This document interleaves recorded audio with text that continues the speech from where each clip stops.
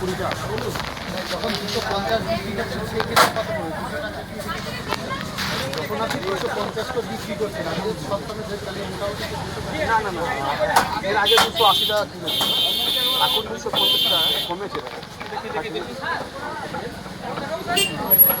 কেনাটা কত নেবো তাহলে? 150।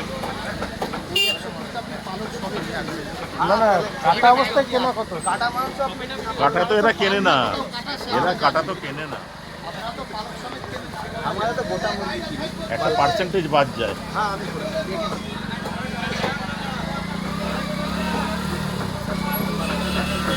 ওই আপনার 200 টাকায় কিনা।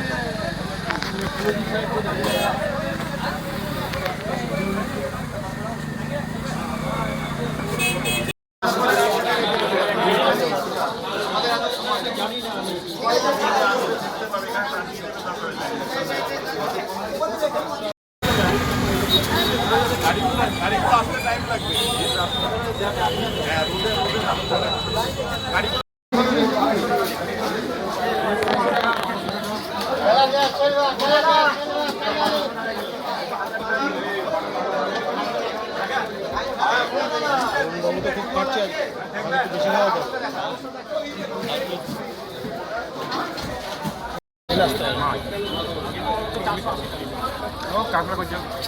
দাম জিনিসের সাদাটা ক্লিক করা হয়ে যাবে। একটু ফটো ফটো ক্লিক করো।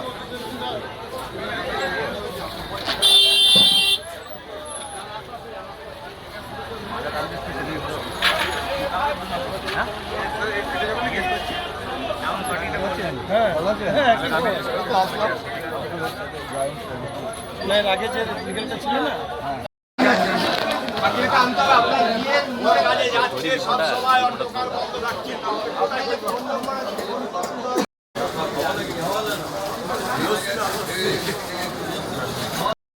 ম্যাডাম আপনি কি দেখলেন? আজকে আমরা মূলত এই ঘোষ মার্কেট যেটা আছে বেনাচিতি, সেটা এখানে আমাদের মূলত পাইকারি বাজারগুলো আছে। প্রথমে আমরা এই সমস্ত পাইকার যারা আছে আলু পেঁয়াজ তাদের কাছে যাওয়া হয়েছিল, সবজি বাজার ঘোরা হলো, মাছ হলো, র্যান্ডম দেখা হচ্ছে আমাদের। মাছের বাজারে একটা শোনা যায় যে ওজনের একটা গাফিলতি থাকে আর না, সেজন্যই যারা আমাদের লিগাল মেট্রোলজিরও মেম্বার আমাদের টিমে রয়েছেন, ওনারা ওয়ে মেশিনগুলো চেক করছেন এবং বলা হলো যে ওনাদের যে সার্টিফিকেটগুলো লিগাল মেট্রোলজি থেকে ইস্যু করা হয় কারেন্ট, সেগুলো দেওয়ার জন্য অনেকের ক্ষেত্রে সেটা হয়তো পেপারস আছে কিন্তু এই মুহূর্তে দেখাতে পারলেন না, সার্টিফিকেটটা ঝুলিয়ে রাখার কথা বলা হয়েছে, ওনাদের ইনস্ট্রাকশন দেওয়া হয়েছে। বাজারে এই একটু দূরে বাঁ দিকে একটি পনিরের দোকান আছে, সেখানে খুব কম মূল্যে পনিরটা পাওয়া যায় এবং আমাদের অনেকেরই ধারণা এটা ঠিক পনির নয়। এই ব্যাপারটা কি আপনারা দেখবেন আর কি? না, আপনাদের কাছে ফিডব্যাক পেলাম, নিশ্চয়ই সেটা নিয়ে আমরা কথা বলে দেখছি আমাদের হয়। আচ্ছা ম্যাডাম, যেটা আপনার যে ওয়েট মেশিনটা যেটা বললেন সেটা কতদিন পর আবার রিচেক হবে? এটা কি কোনো কিছু রিচেক হবে? ওনাদের এই বিষয়টা লিগাল মেট্রোলজি দপ্তরে ওনারা যারা যান ওনারা জানেন, এই বিষয়টা ওনারাই ঠিকঠাক করতে পারবেন। দেওয়ার জন্যই তো আমাদের আশা যে ওনাদের কোনো অসুবিধে হচ্ছে কিনা বা অতিরিক্ত দাম তাদের দিতে হচ্ছে কিনা বা চাওয়া হচ্ছে কিনা, এটা আন্দাজ করার জন্যই আমাদের আশা এটা।